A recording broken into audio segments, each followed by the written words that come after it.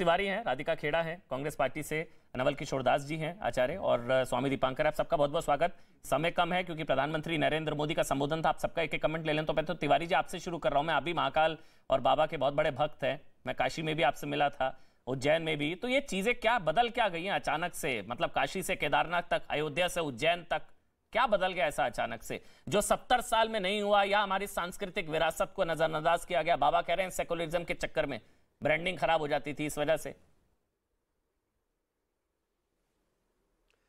नहीं, देखिए, मुझे लगता है कि ये जो आपका आज का टाइटल है अमन भाई कि मोदी जी के 8 साल, सनातन के स्वर्णकाल, ये सबके जुबान पे है। जिसने भी ये लाइन ली है उसको मैं बारंबार प्रणाम करता हूँ।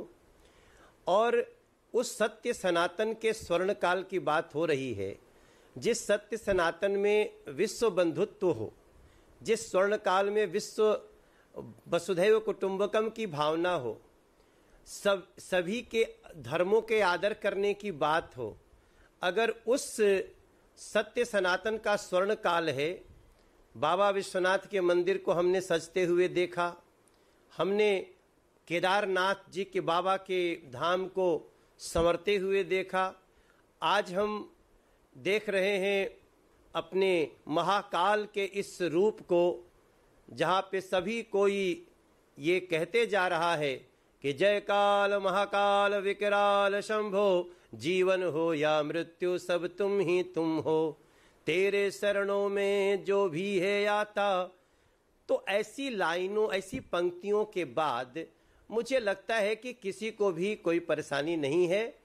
देश का प्रत्येक व्यक्ति जो सत्य सनातन के प्रति आदर का भाव रखता है, देश की संस्कृति को फलता फूलता देखना चाहता है, वो सब प्रयत्न, सब बहुत प्रसन्न है।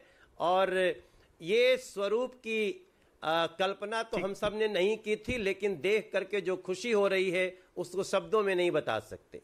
राधिका खेड़ा, आपको लगता है, मतलब मैं कमलनाथ जी का बयान पढ़ रहा था, बीजेपी क्रेडिट ले रही है, आपकी योजना थी ये महाकाल कॉरिडोर, पूरा जीर्णोद्धार, ये सब कांग्रेस का था प्लान और बीजेपी क्रेडिट ले रही है, कमलनाथ जी कह रहे थे।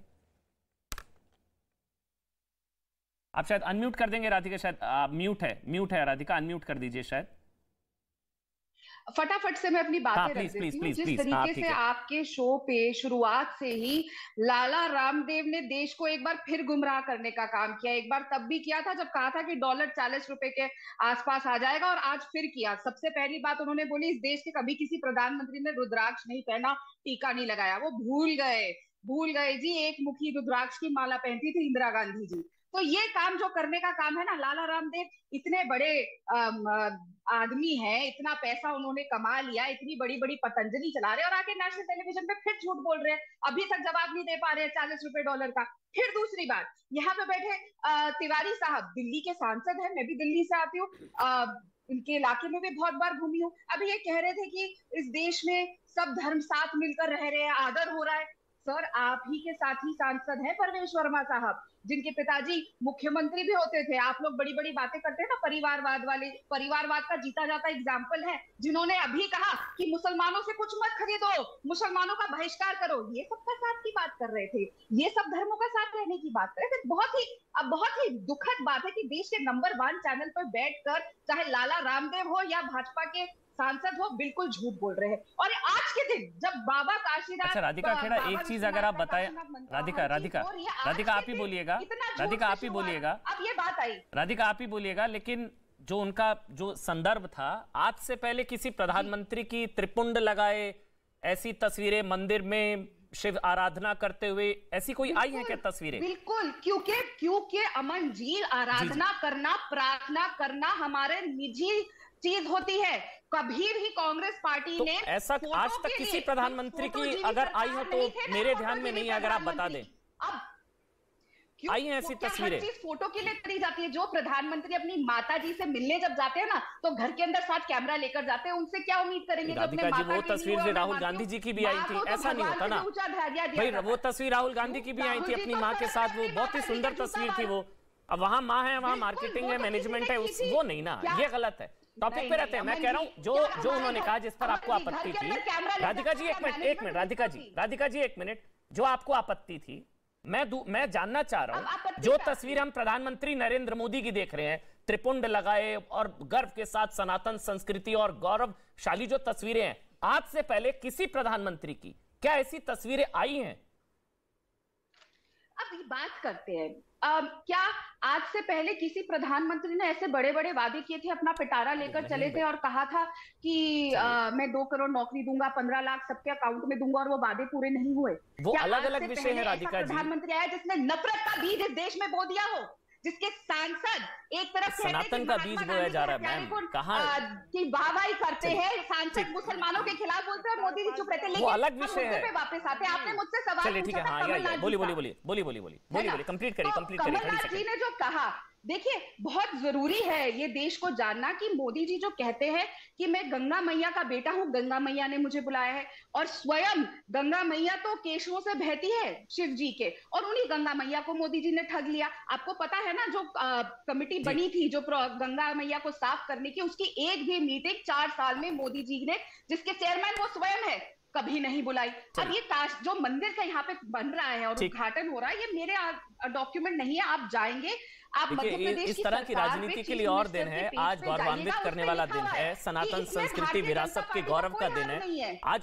उसके लिए भी हमको 2 शब्द कहने चाहिए। मतलब मेरे को लग रहा है आप भी कह सकते हैं, बहुत ही खूबसूरत तस्वीरें, अद्भुत तस्वीरें हैं, कॉरिडोर बन रहा है, हम लोग स्वागत करते हैं। हम क्योंकि महाकाल सिर्फ इनके थोड़ी ना है, महाकाल सिर्फ बीजेपी के थोड़ी ना, महाकाल तो आपके भी है, कांग्रेस के भी है, महाकाल सबके हैं भाई। एक शब्द आपके मुंह से नहीं निकला कि अद्भुत, अकल्पनीय, अविश्वसनीय, अविस्मरणीय, कई सुंदर तस्वीरें, अच्छी तस्वीरें, बढ़िया तस्वीरें। मैं वो इंतजार कर रहा था आपका। जल्दी से आचार्य नवल किशोर दास, मुझे ब्रेक पर जाना, एक कमेंट आपका, फिर स्वामी दीपांकर आपका। जल्दी से आचार्य नवल किशोर दास आपका, जल्दी से एक कमेंट आचार्य जी। परम वैभव का दिन है, ये देश को ऐसी एक विभूति प्रधानमंत्री के रूप में प्राप्त हुए हैं, ये भगवान महाकाल की कृपा है। आज तक पहले प्रधानमंत्रियों को टोपी पहने देखा है, इफ्तार पार्टियां करते देखा है, परंतु किसी को त्रिपुंड लगाए या माला जपते नहीं देखा। इसलिए कुछ देर के पेट में दर्द हो रहा है। सोमनाथ के मंदिर के भूमि पूजन में देश के प्रधान राष्ट्रपति जाना चाहते थे, उस समय के जवाहरलाल नेहरू ने मना कर दिया था, नहीं जा सकते, इफ्तार पार्टियों में जा सकते, मंदिर में नहीं जा सकते।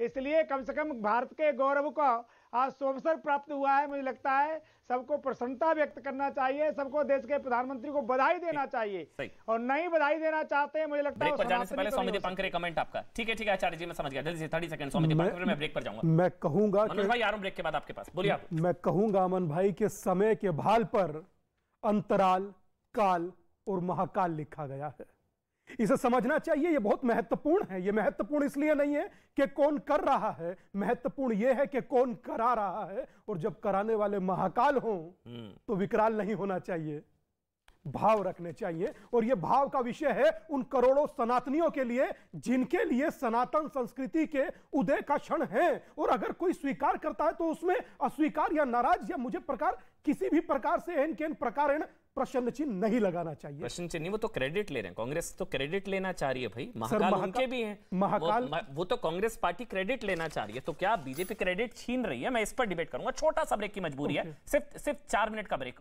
तुरंत हाजिर हो रहे हैं, सिर्फ छोटा सा ब्रेक ले रहे हैं तुरंत।